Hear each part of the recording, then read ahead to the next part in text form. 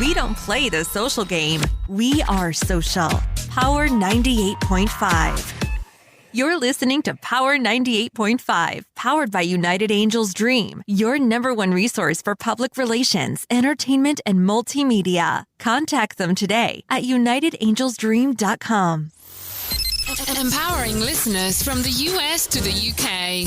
Live on air with Stephen Cuoco. Prepare yourself.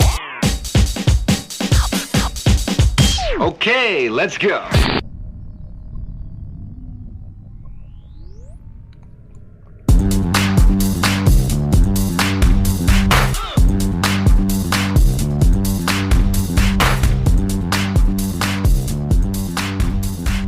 We got Mr. Perry Yee with us today, Aaron.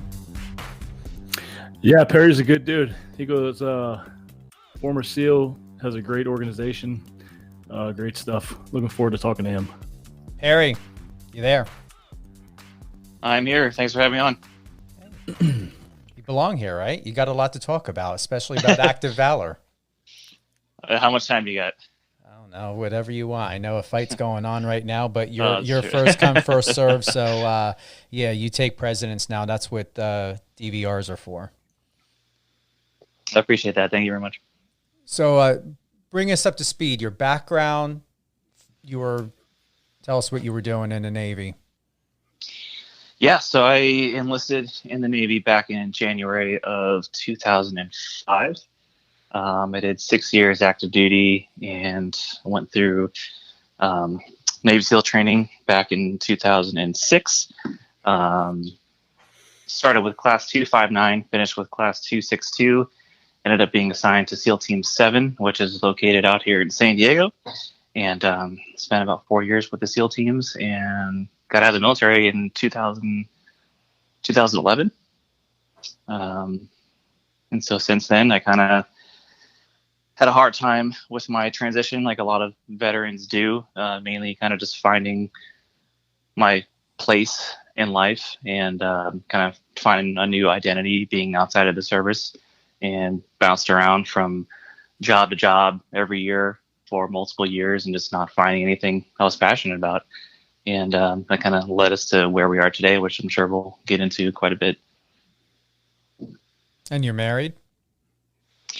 Yes. Yep. Married. We're just about to hit our 2-year here at the end of August. Congratulations. Kids? Thank you so much. No kids. Not yet. We have a dog. What breed?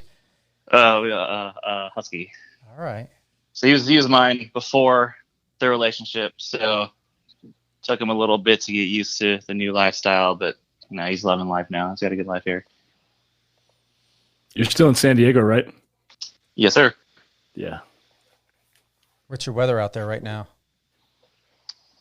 Let's see. It is 11 o'clock and it's already in the 80s here. We're up in North County, San Diego. Gets a little in a little bit inland, so it gets a little warmer than on the coast. I love how you say already in the 80s. It's 11 o'clock here in Vegas, and it's already 100. Vegas. Yes, I can't complain too much. We still got to breathe. You get humidity in San Diego, though, that Vegas doesn't get. Not a lot, to be honest. No, it's not that bad, especially coming from the East Coast. I mean, humidity isn't really that bad of a thing here. All right. A couple times I was there. I forget what area, but there's like a low dip in San Diego. It gets hot, real hot there. I think is it San Clarita? No, not San Clarita. I forget the area though. I mean, here in San Diego County, it doesn't get that bad. I mean, it's been in the 90s, at least kind of on the coast here. But yeah, you have to be a little further inland to hit the hundreds, like probably like Santee area, Alpine area, places like that. What were you about to say, Aaron? Oh, I was going to ask you how the humidity was going over there on your side of the world. It's intense. Not bad with going outside. We had 4 days worth of rain, which was really good. I believe I told you earlier, You know, here out in the Garden State, especially when you have property, it takes a lot of water to maintain that grass and all those plants. So it was nice to have a 4-day break because I was watching my water bill go up and up and up, and we're only in July. We haven't even hit, you know, East Coast August yet. That's the only thing I miss from back east. I miss the rain quite a bit. Mm-hmm. Yeah, the afternoon thunderstorms. Oh, they're wonderful. I'm going to tell you, I enjoyed these 4 days. I was so energized by the rain, no BS. I actually got a bucket, filled it up with some Pine Sol, got a rag, and I just started cleaning all my baseboards and everything in the house, doing some spring cleaning. But the rain sometimes does that. And then, you know, hey, it's still raining. It still feels, you know, gloomy outside. I'm going to hit the couch now. And that's exactly what I did. Yeah, I'm jealous. Same here. Well, hey, you guys can always make your way out to visit, or when I come on out, I'll be sure to bring the weather with me. Bring on over. You ever notice that happens? You ever have family or friends come out and all of a sudden it seems like your weather patterns change and something? It's guaranteed. Yeah, because they come out for a vacation here to get the sun and the beaches, and you know it's the 1 week where it's all overcast and cold. Oh, so took a look I'm on your Instagram right now, and it's one of the best profiles I've seen of someone such as you and of your caliber. Every photo tells a story. Your videos tell a story, and there's really a lot of consistency to your messaging of what you want people to know between your personal life, the military. There's a lot of balance here. Was that your goal and your purpose for businesses and sponsors and people, whether it be personally with Active Valor, that you were seeking to have something solid here so that people got a better understanding of you and what you're about? I mean, with our business, with the nonprofit, we're a very visual company. You know, like I said, I'm sure we'll get a deep dive into, you know, what our message really is, but it's really hard to tell our story without the visuals. And you know, when you get into what we do as an organization and the communities that we're trying to help or do the best we can, you know, they're really the ones that have the stories, and we try to do our part to share what they've gone through and what they've overcome and accomplished. You know, for me personally, I don't really have any rhyme or reason with what I do on my personal page. It kind of just, you know, things come to me, and, you know, I try to be as real as I can, you know, and, you know, there's a lot of fake people out there, but like I said, you know, I struggle a lot with my identity, and I still do today. But yeah, I mean, I could definitely use some direction on there. But yeah, it's been fun learning a lot about myself here the past few years, and learning about, you know, what other people have gone through, and, you know, I greatly look forward to telling stories and sharing other people's messages and hopefully impacting the lives of the listeners. What's been the most valuable life lesson from 2011 and up to now that you've learned and that you're able to share with the world, share with the people that you meet, even through your nonprofit? Well, that is a deep question, man. For me, really, it's kind of putting other people first. You know, I lived a very selfish life, coming up through like my early 20s, especially during the military. A lot of my, you know, lifestyle was to benefit myself, and you know, I didn't have anything else to live for. I didn't have a, you know, family or wife or anything like that. But I think since 2011, I mean, really since 2016-ish, you know, things, I just had a lot of mind shifts, and kind of saw, you know, the who I was, and, you know, the way I looked at life, and I didn't value it like I do today. A big part of that was internally, spiritually as well, and getting closer with, you know, I'm a Christian, so being able to find, you know, what God had for me in my life, and how I can hopefully project that onto others that might be in the same situation. But yeah, really, it's just been kind of putting other people first, and it's been a complete 180 for me. You know, I mean, I love the way life has gone for me now. I love the gifts that I'm blessed with, and yeah, I really hope that I can do that for others. So with the transition in the life experience you had, Perry, what is it that you believe God was telling you that needed to or should change for you to be a betterment for yourself and for what he had destined for you in your journey? I was just extremely unhappy. Even as a kid, I grew up with a lot of bad depression that followed me throughout my years, and again, even through the military. When I went through, I wasn't one of the kids that grew up wanting to be a SEAL his whole life. That was something that I decided later. I was already in college when I decided to join the military, and I guess a part of me did it to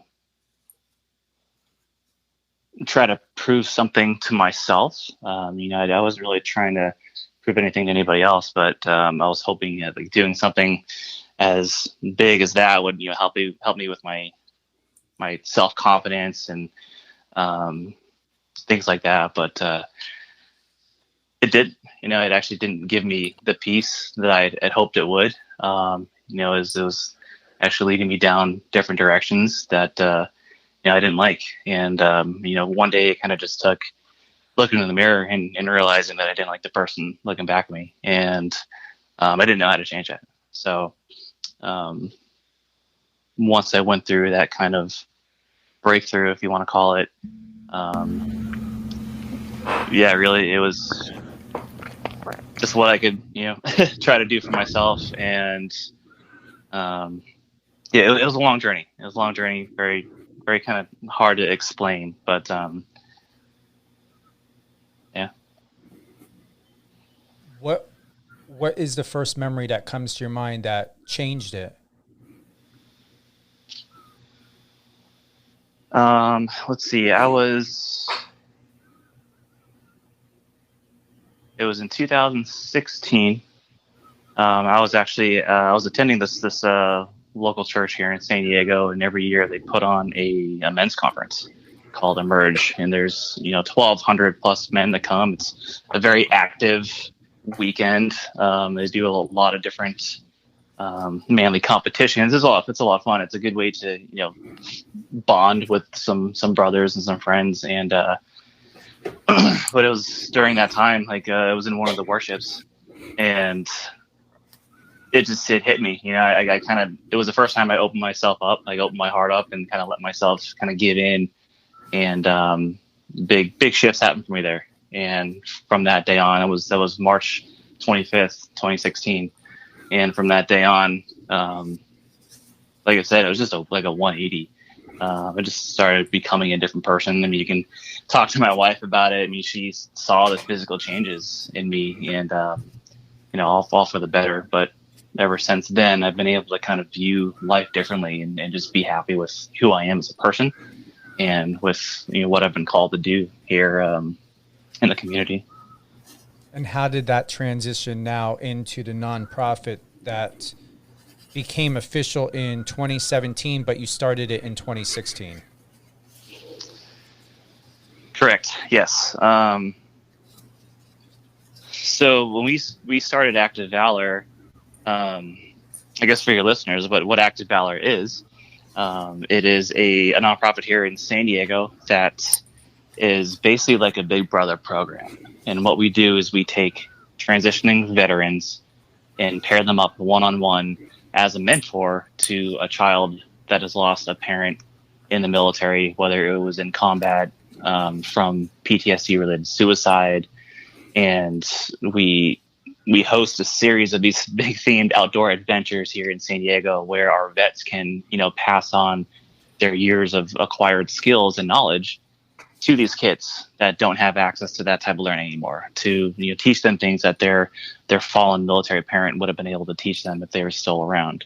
And we really started it for the veteran aspect. I started it with my wife Jamie, who at the time we were still just dating, and I was fortunate enough to be able to be around a lot of veterans here in San Diego, and to see the trends and the struggles that a lot of veterans have with their transition, and really, whether they, had a family, had a new career outside of the military, there was still that lack of service in their life. There was still that purpose that was missing in the mission. It's these guys and gals get out of the military, and you take away their mission in life.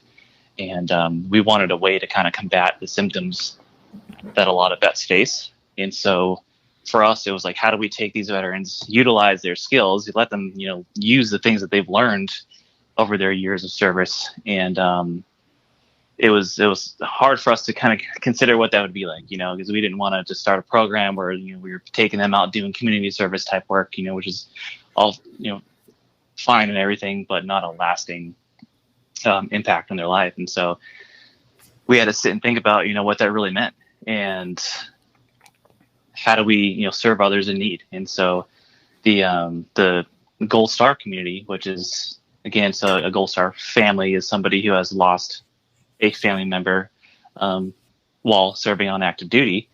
The Gold Star community was just a perfect fit. And it's like, here you have one side where you have these veterans that have now lost their community in the military. Once they discharge, there's a lot you lose. Is your camaraderie, the brotherhood, the sense of responsibility, the sense of serving a greater purpose. And then you have this the Gold Star family community that have lost their connection to the military due to the loss of their husband or wife that's serving. And so bringing them both together, they have so many things to give one another. And there was really no better pairing that we could do. These families have gone through great tragedy and loss, and there's not a lot of people that can understand that unless they've gone through it or been around it. And speaking as a veteran, and all the veterans that work with us, everyone's lost somebody in the service, a friend or teammate. And as a veteran, there's really no bigger honor to serve your fallen brothers and sisters than to be there to serve their family once they've passed. Yeah, you touched on a good point there about veterans coming back and going through that transition without that specific mission and finding that new purpose. And one of the things I always talk about is when we come back and we try and find that purpose, we have a responsibility to do something amazing with our lives, because we were fortunate enough to make it back, and we have the ability to make an impact, which is why I love what you're doing so much with these kids. Because I look at it from being a father, and if I was, to be killed in action or something were to happen to me, I would love to know that there's an organization like this to, help with my daughters and whatever those families out there are craving and looking for. So it's amazing what you're doing. When you have these mentors, these veterans come in to mentor these kids, what's the time frame that happens? Are they placed with them for a certain period of time, or is this like an ongoing relationship as long as they want to keep, is it up to the veteran, or how does that work? Yeah, good question. So how the pairing works is, once a Gold Star family reaches out to the organization, they go through a pretty extensive questionnaire just to kind of give us a feel of, what the kids are like, what their interests are, what their, favorite subjects in school are, what kind of music they listen to, movies they like, things like that. So we can try to figure out as much of their personality as we can.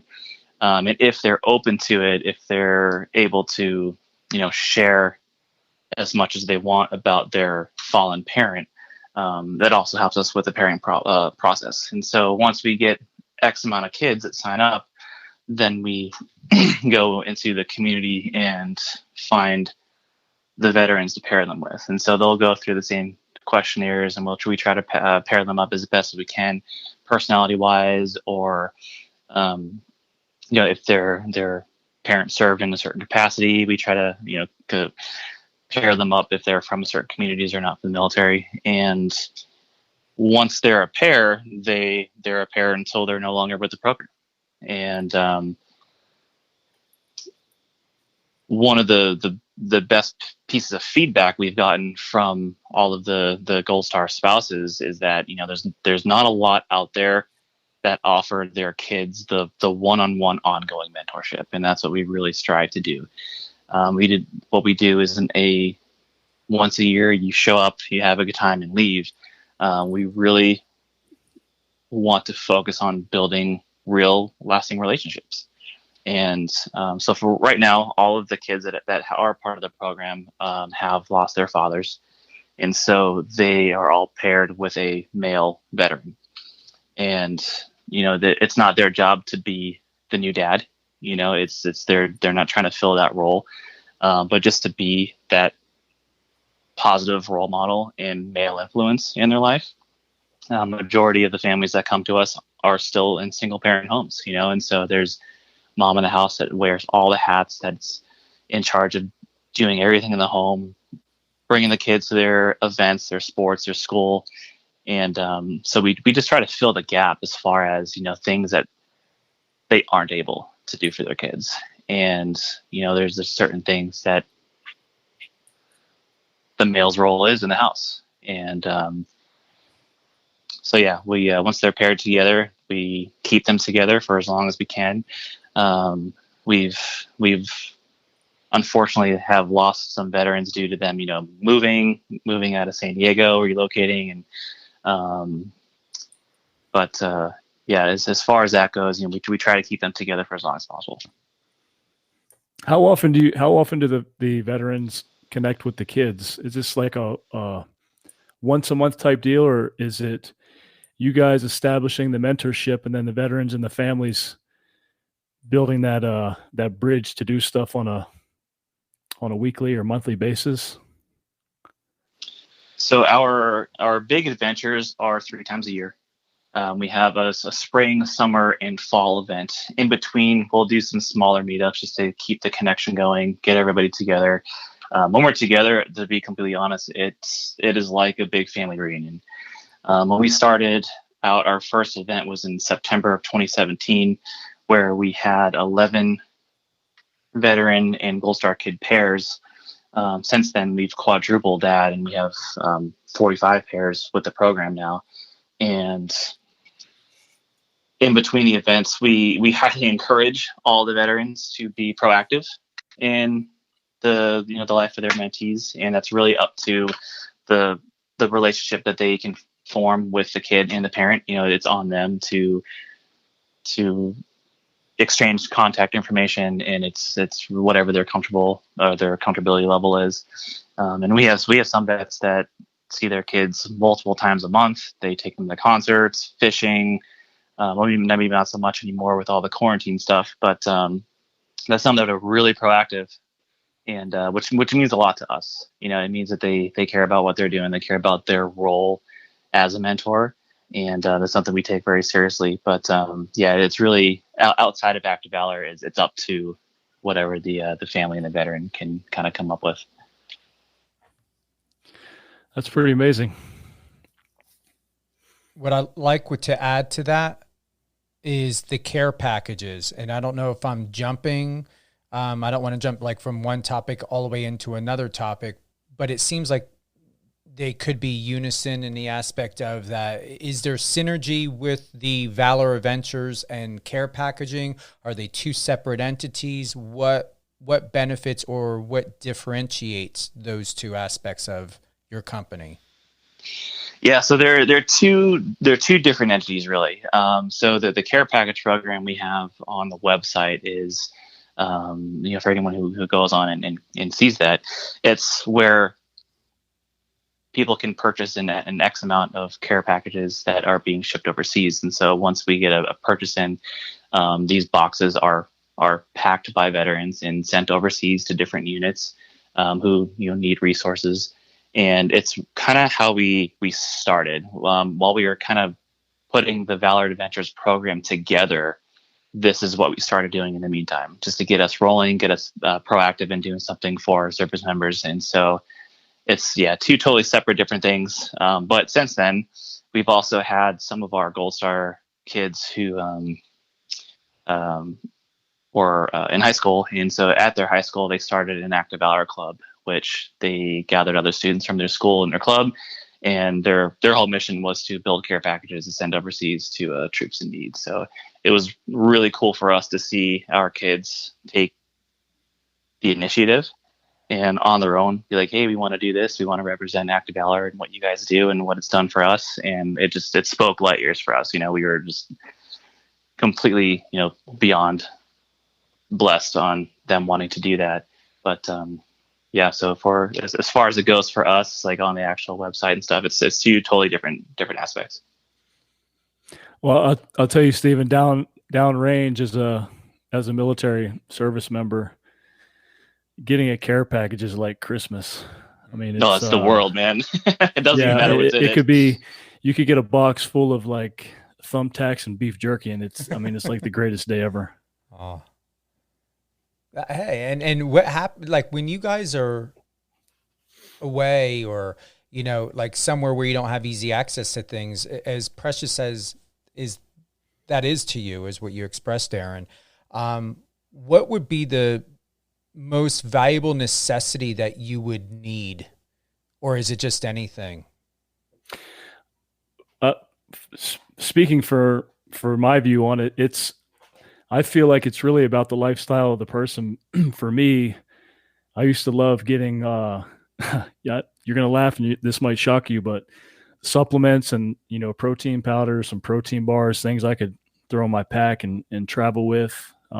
Hygiene stuff was really important, but, some people might want books or, whatever they need for some therapy, because you can get a decent amount of products at the exchanges and stuff that are on base, but the further out you go to the smaller bases, I mean, you might end up in, the asshole, the armpit, where you might not even be able to barely get water. So it really just all depends on what that veteran is looking for. What I love about that, and to add, is with these care packages, what's interesting, and if you can tell us more, Perry, is you have hygiene, taste from home, comforts from home, and then care package donation. Can you intermingle these, or do they have to be specifically to what the packages are designed for? I mean, there's some wiggle room in there. Some people like just want to throw money at care packages, which is great. And so what we do, actually, how we even find the groups to send overseas, there's a couple different ways. And one is with all of our veteran mentors. We reach out to anybody if they know any active duty service members that are in need of supplies, or there's some other websites as well that you can go on, and it's people that are in country currently that register for these websites, and they put on, where their unit is, how many X amount of females, X amount of males, what they need the most. So sometimes they're extremely detailed and like, hey, we need these items. We cannot get any of these on base. The more descriptive they are, the easier it is on us on what we are going to, pack the boxes with. But we really kind of just find the ones that look like they're in the most need. It's obviously harder if they're a really big unit and, we only have X amount of care packages to send out. Sometimes we have like a chaplain that will be on there, and they collect all the goods, and then everyone from base will just go there and, take what they need. So it's really, if people purchase whatever package from the website, we try to keep their money designated to what they purchased it, or what they purchased. But if it's just like a care package donation, that kind of just goes into the funds, and then we place them wherever we see the most need. Well, like someone like Aaron who would want supplements or protein power or energy bars, like, can you add that in there? Can they be tailored and someone send you a note saying, can you add something from GNC or Vitamin World or something? Oh yeah, absolutely. So like I said, if people are super descriptive on what they want, I mean, we've come across some units that specifically want supplements, or specifically need hygiene products. So we can definitely tailor to whatever, and we would rather send them things that they want or need, as opposed to just filling it with some random things, you know. But yeah, I mean, we can fit all needs. We've had people that we have sent packages to write us letters, and they're like, hey, you know, thank you so much for this. You know, if you guys are able to send more stuff, you know, here's things we need. So again, if they can be more specific and detailed in their ask, then it makes life a whole lot easier on us, and they get what they want. Now, here's the thing, and let me know. And go ahead, Aaron. What were you about to say? No, go ahead. I'm gonna follow you. I was going to ask, so three things here. One, with the care package, let's say you send something to Aaron. Can he make a video, like you guys have your cell phone on you? Can he make a video tailored to saying, hey guys, thank you so much. This is what I received. Send that out. And it's something that you can post on your social media. The second thing of it is to add into it, are there testimonies out there with the children and the servicemen and women of like before and afters of what had happened with their interactions with each other? What was the relationship? So is there a pre and post interaction and something that people can be like, wow, like the transition of what happened in this child's life, or wow, like something so simple to most people really affected Aaron's life? And look at this testimony of him being hundreds of thousands, millions of miles away, and my package really helped. Is that something you guys are looking to do? And then the third is to just really go and just bring that all together of children testimonials, active men and women overseas with their care package testimonials, and then just putting it together, just really showcasing how something so selfless impacts on a level that is just invaluable. So as far as the care package stuff goes, that's really on the people receiving it. Within the packages, we do write them all letters and let them know who we are and, you know, what we do. And we've gotten photos back, which has been great, of the people with our care packages.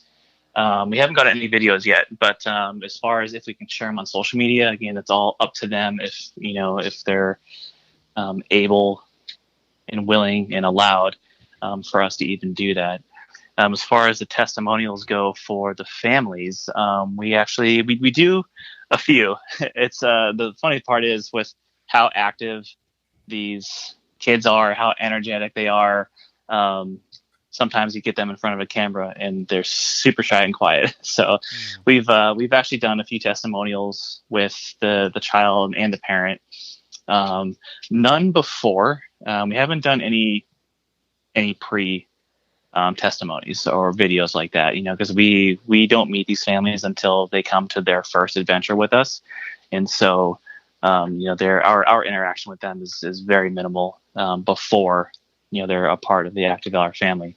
And, but we have gotten some great testimonials, some that are on our website and our YouTube channel, but we're actually working on one currently that will be going online. That's being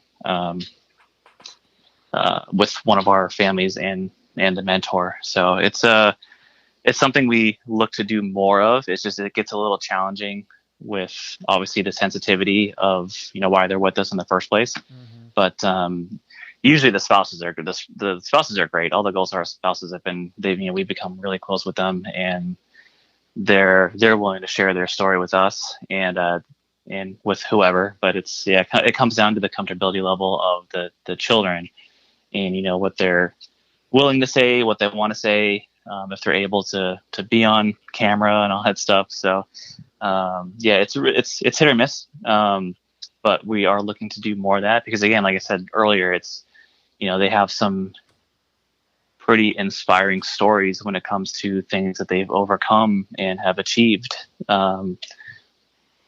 throughout their tragedy. And, we really want to hear stories of strength and resiliency. You listen to these family stories and what they've had to endure.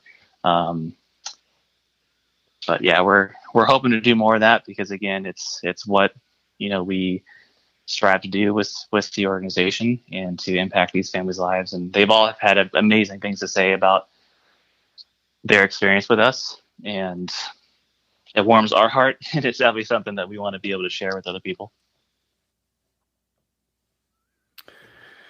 Yeah, it's so powerful, especially dealing with kids. I mean, I just have so much respect for what you're doing with this foundation. And speaking of that, so if I'm mistaken, correct me, but you're currently in San Diego. And what is the goal? What's your ultimate goal with Active Valor? Is it to have a team or something in place in each state, or select cities, or how does that look? Yeah, good question as well. So yeah, right now we only physically operate in San Diego County. All of our veteran mentors are local. We have about half of our Gold Star families that are local, and then half that travel from out of San Diego to our events 3 times a year. And some are in, Northern California, some are in Arizona. We have one of our Gold Star spouses and her 4 sons that fly in from Fort Worth, Texas, 3 times a year to be a part of the events. And ultimately, our goal is to be able to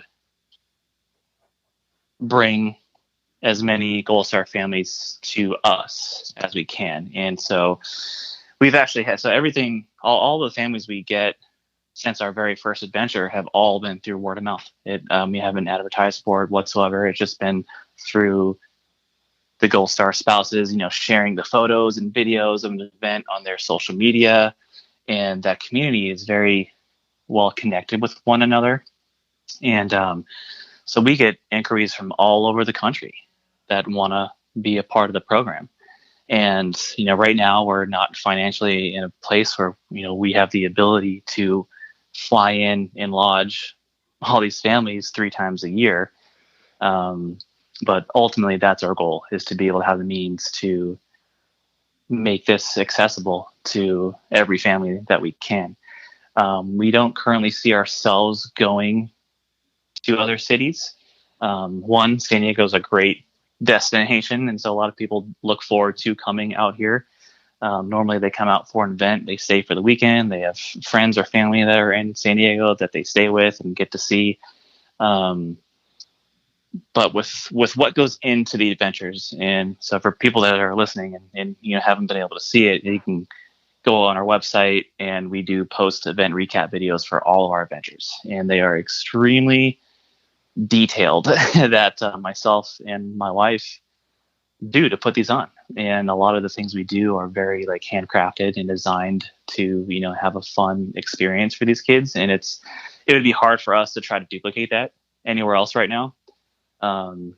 So yeah, our main focus is to be able to have the means of bringing people to San Diego and have them be able to do it on our dime.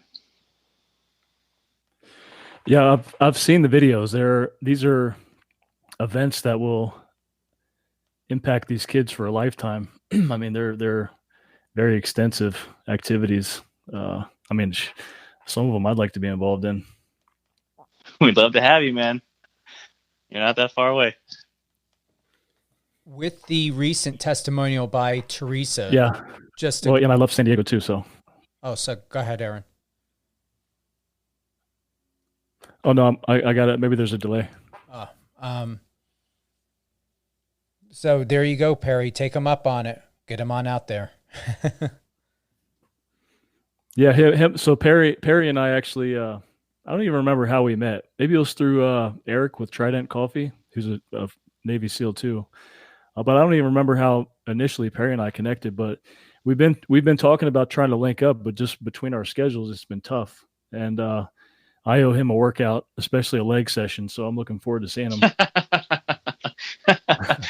That's one thing I don't think I'd want to do with you. Oh yeah. Oh, it's I love happening. chicken legs. He said it's happening. I won't be able to walk for a month. Yeah. Welcome back to boot camp. Yeah, right. Yeah, we it was through Instagram. I think through the Active Valor page maybe. But yeah, it's weird because we've talked so many times and we've conversed online so many times that I'm like, man, when did we meet? And we've never actually met in person before. And yeah, it's just weird how you can build those relationships with people now over like a social media platform. And it's, I feel like I've met you hundreds of times. Yeah, same.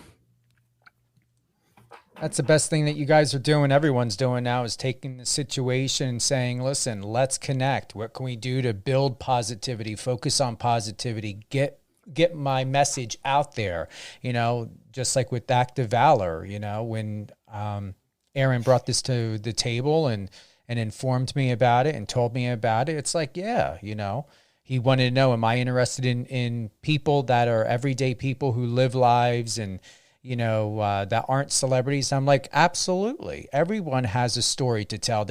I don't believe in the census is absolutely accurate. I believe we already have 8 billion people in the world. I don't know why we are still seeing the same recycled information over and over again on practically every platform. This is a story. Put this on CNN. Put this on Fox and ABC.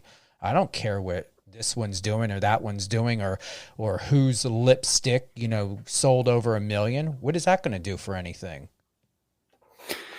Yeah, one thing, Stephen, that I like to talk about whenever I get the opportunity, and Perry's a perfect example of this. There's this stigma that veterans just come back from being overseas or having served in a combat environment or whatever the situation might be, but there's this stigma that we have as veterans that we're broken, that we all need help. And, it's like, woe is me, poor guy, how can we help him? But at the end of the day, really what it comes down to is we've got life experiences that a huge number of our society don't have. We have these life experiences where we have the ability to change lives and do things that are amazing. And we have so much to offer coming back. So it's when you find that new purpose and you're trying to figure out where you fit in, it's really understanding that just because you're, logged into this weird way of thinking about what veterans are like when they come back. Perry's a perfect example of coming back and using that skill set to do something good, to be the change. And that's what I'm trying to do. I see a lot of veterans trying to do that, and it's trying to break through the stigma of the veteran suicide rate and just a lot of things that bog us down as a veteran community, because like I say, we have so much to offer our communities and society as a whole. And I just hope more people can understand that. And we're not always looking for a handout. We have things that can be beneficial for people of all walks of life.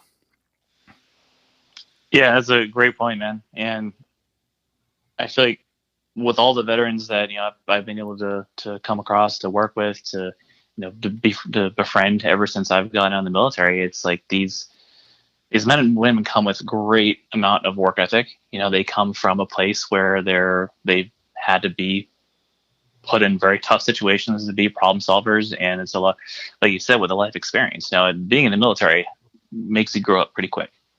I was 20 years old when I enlisted, and you look at things I've had to learn and do as opposed to people that I was friends with that never served. It's a whole different world, and you put these men and women in a new environment and a new job, and they're going to be the ones that get the work done. And there's a lot that the veteran community can offer. And I do think nowadays people are kind of realizing it a little bit more. And it's been really comforting to see the push of, hiring veterans and getting these men and women new experiences outside the service, because, there's a lot that we can bring to the table. Yeah. I mean, just being so young, and what you just said, you were 20 or whatever the age was, but you get put in these situations with such limited resources and some of the most austere environments, and you're forced to adapt and just respond to it in some way where, you're dealing with safety, you're dealing with health, you're dealing with so many different issues. And it's funny when you come back to the States after being gone for so long. And part of my transition coming back was just, going into a Subway to get a sandwich and just hearing people freak out over the fact that they're out of pickles, or, you put too much mayonnaise on my sub. It's like such trivial things when you really think about how blessed we are here in the country just to have what we have. And so it's pretty cool to see what you're doing, man. And I love what you're doing, and I am excited to see you grow, and hopefully we get to meet each other soon and I can be involved in some way. Yeah, we'd love to have you, man. We greatly appreciate the support you've given us, just from, I think it's been a couple of years now that we've been connected, and, we're excited to see where things are going to go. And where we were at that point, we hit our 2-year mark, and we were kind of where we thought we would hope to be in 5 years. And so things have been moving very quickly for us. So now it's, the matter of finding the right resources to help us grow and continue to impact the lives of these vets and these Gold Star families, and as much as we can.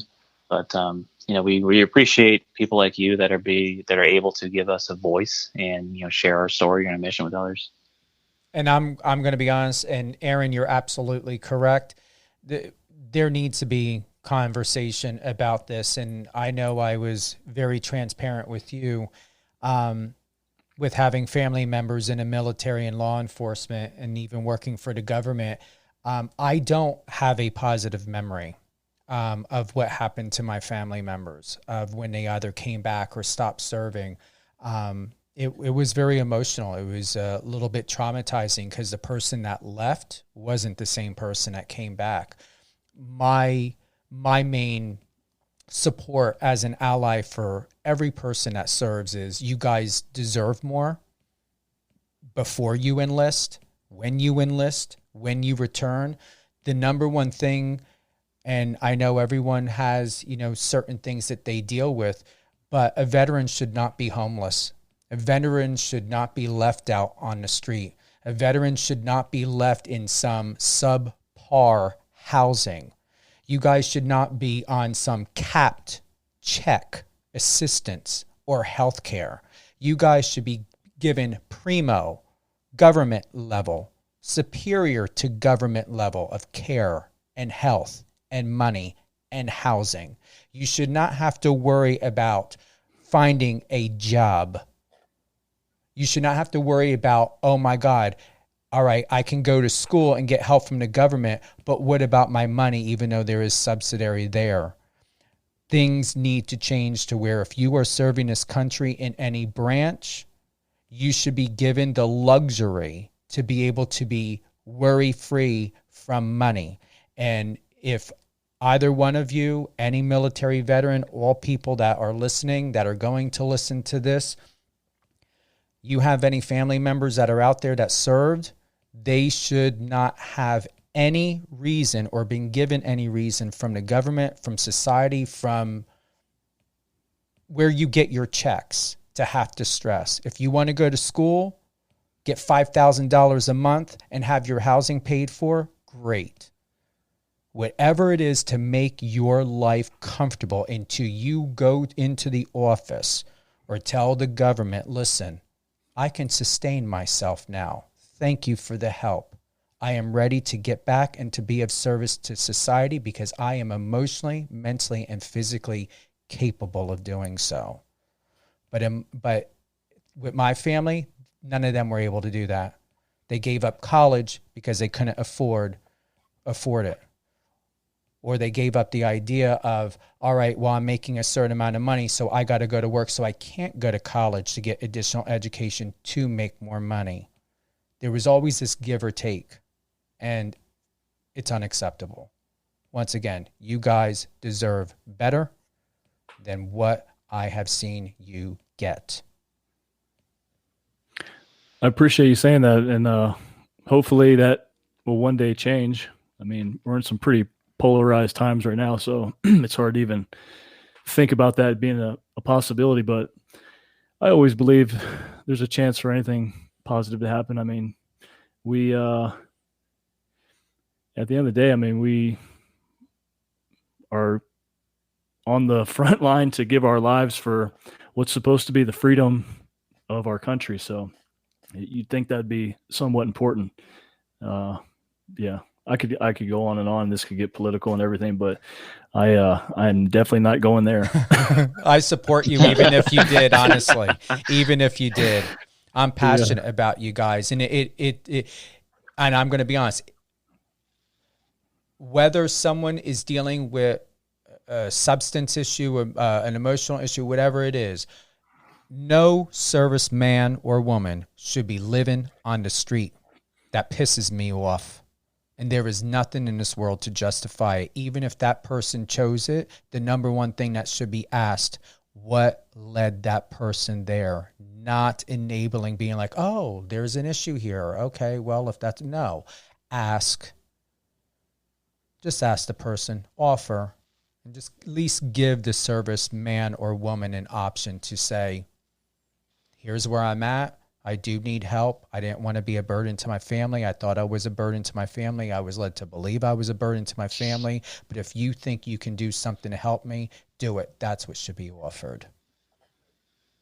Well, to speak, positively on the veteran community, what we've seen, especially in San Diego, but I know that there's many organizations around the country, but a lot of these vets are seeing where there's a lot of lack, whether it's, with the VA or anything like that, and they're doing something about it. I mean, there's a ton of veteran-run organizations in San Diego here alone that, they see a problem. And again, we try to be problem solvers the best we can, and they fix it.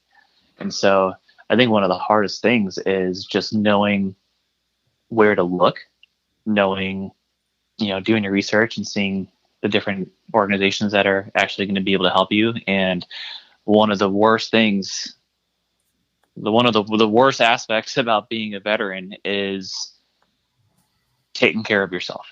I know a lot of guys who, at the drop of a hat would do anything for me or for any of their fellow veterans, but they're going to be the last people to ask for help for themselves.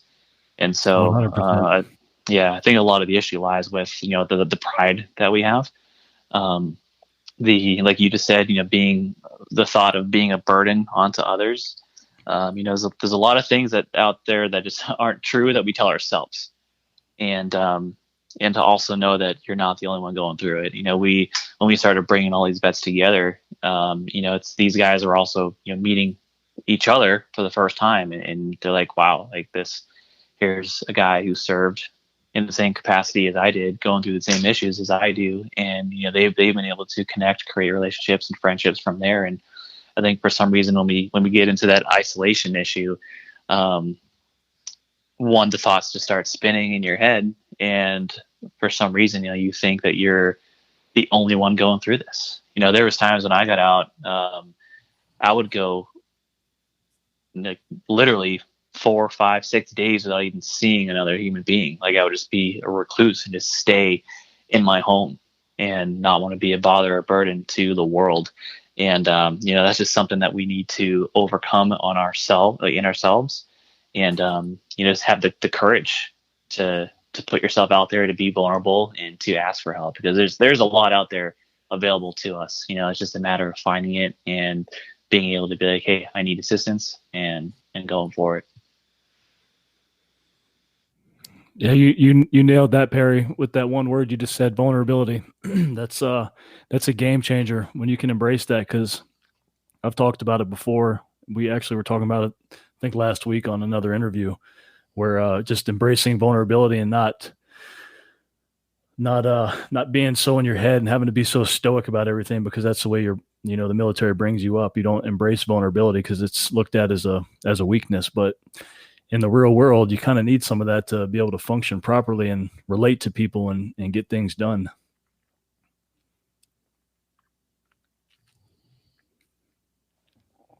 Absolutely. With Teresa Perry, the Gold Star Spouse Active Valor testimony, which was recently published on YouTube. Did you see that or remember that? Oh yeah, no, we filmed it. Should we take a listen? Sure. Which one is it? I think she's done a couple with us. She's standing by a podium. There's a purple background. Okay. So that was that was from our annual dinner last year. So she was our guest speaker, and she was able to share the story of the loss of her husband, and what the program has been able to do for her and her boys. She's got 2 amazing kids. They've been with us since the very beginning, and her 2 sons have been a big part of our organization. She's been a very big advocate and voice for us as well. We've been extremely blessed to have her, and every family that comes to us, but she's had a great voice for us and support for us. And so we wanted to be able to honor her story as well, and she was gracious enough to be able to share that. And I think that's a quick version too. It's like a 3-minute version. The whole speech was just super impactful, brought a lot of tears. it was a very emotional dinner, but overall a pretty positive message. Let's take a listen. On September 23rd, 2017, the day after the 4-year anniversary of my husband's death, we officially became a part of the Active Valor family. Anthony's mentor, Tony, was warm and engaging with a very shy Anthony. And I looked on nervously as the mentors headed off with the kids into the mountains and prayed that everything would be okay. I could only imagine Anthony complaining about the heat or the amount of walking, whatever other kind of work they had to do on this course. As I sat around with the other Gold Star widows and enjoyed a beautiful spread that had been laid out for us, it was like a mini therapy session as we were all able to share the struggles we had as single mothers. It was nice to discuss our husbands, as oftentimes death is a topic that people are just uncomfortable with. So we glossed over the very tragic but very real part of our lives with many people. We did not have to do that here. As Hunter played alongside us, I was happy that for once we were spending a day outdoors, relaxing, and not another day inside where mom is stressed, trying to get household chores done, and the boys inevitably end up watching TV or playing on iPads all day. The best part was watching Anthony return from the adventure. He came over the hill, dirt smeared on his face, carrying an ammo can and a giant grin. I was relieved when he told me how much fun he had, and I knew that this boy, who did not like to feel like he was the only one who had lost a parent, had created bonds with other kids who had suffered the same. As we got in the car for the drive home after a long day, I asked him what the hardest part of this very physical adventure was for him. He said, leaving. Each quarter, my boys look forward to each adventure. When we complete one, their first question is, when is the next one? I always ask Anthony to rank them in order of his favorite, and the current one always ends up being on top, as Perry and Jamie and the mentors and all the other support people continually outdo themselves. I look at each adventure as a mini family reunion and love when we all gather together as one big military family. While each of our journeys have been different, I cannot be more grateful for the veterans who have stepped in to pick up where their fellow service members left off. I've looked into many organizations for my children, and this one outshines them all, especially in making the adventures appropriate for 5-year-olds like Hunter up to late teens. I know my husband would be incredibly thankful to these veterans for teaching Anthony what an e-tool is, or how to use a compass, or how to read a map, and most importantly, how to kill zombies. I know that he would be grateful that now at 5 years old, Hunter has a mentor who can teach him things other than the lyrics to Taylor Swift songs, which is my strong suit. My hope is that this organization continues to thrive and grow, so selfishly, my children can continue to benefit from it, but also so other Gold Star children can as well. Your presence here shows that you have the same hope as well, and I thank you from the bottom of my heart for that. Thank you.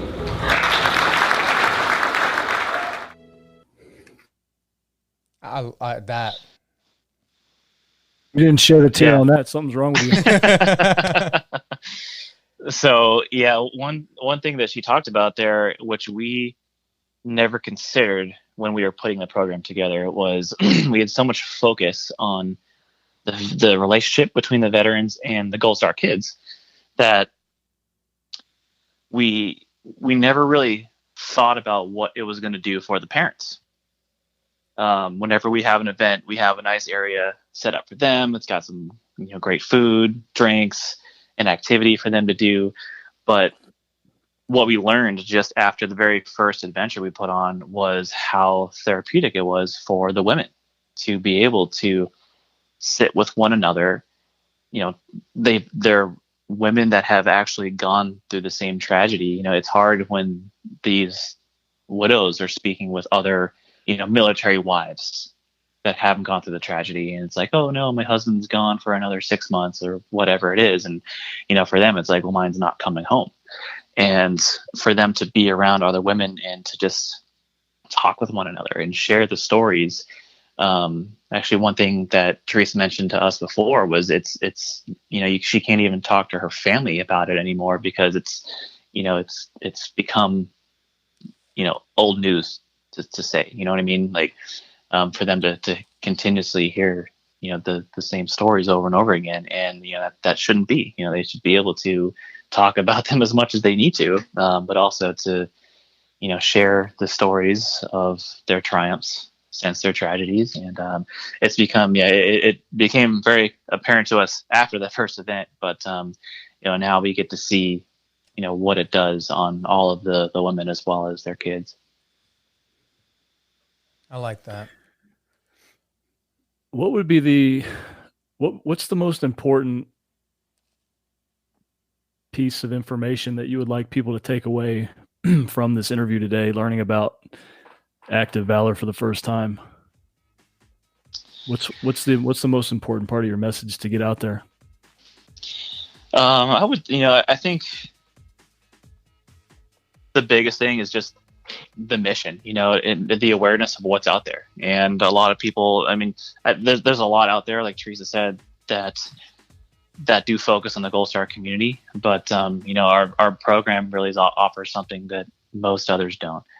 And, we just hope that this story, this mission that we have can, touch somebody else, whether it's they're a veteran that's looking to gain a new purpose in life, or that they're a Gold Star family that didn't know about this organization, or there's somebody that has the means or the ability to, help us succeed in our mission and what we do. And, for that, it's just like we have a very strong story to tell. We have many stories to tell. And, if we can get that into the ears of the right people, we're definitely looking forward to sharing this journey with everybody, with all of our people that actually give and help us grow. We try our best to actually make them a part of what we do, get them included in the events, whether it's, volunteering so they can firsthand see what their money's going to, or, what their support's going to. And, we really do try to focus on the whole family aspect and relationship building, and not just, like having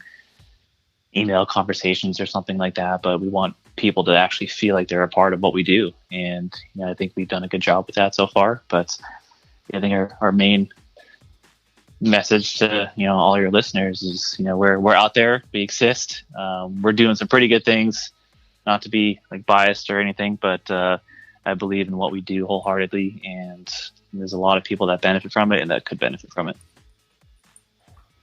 Bro, let everyone know where they can find you.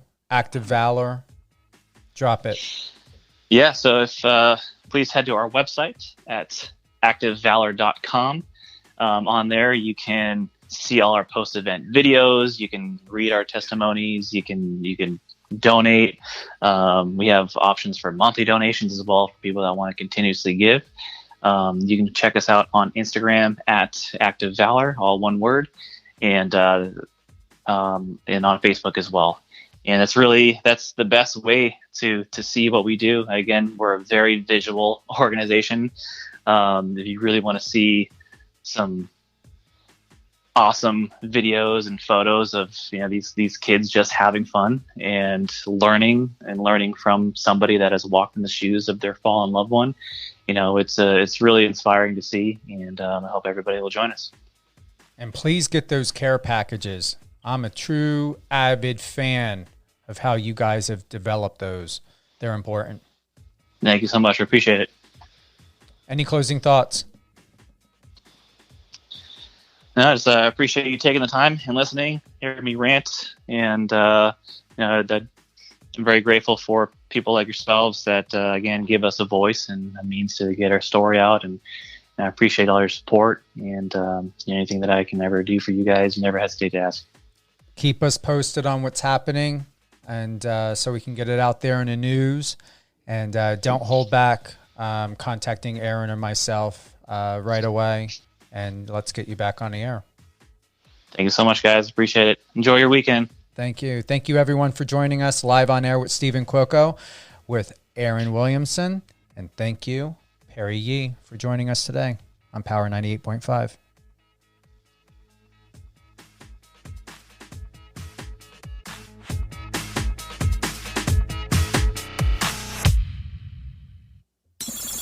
Friend us on your socials and let's connect.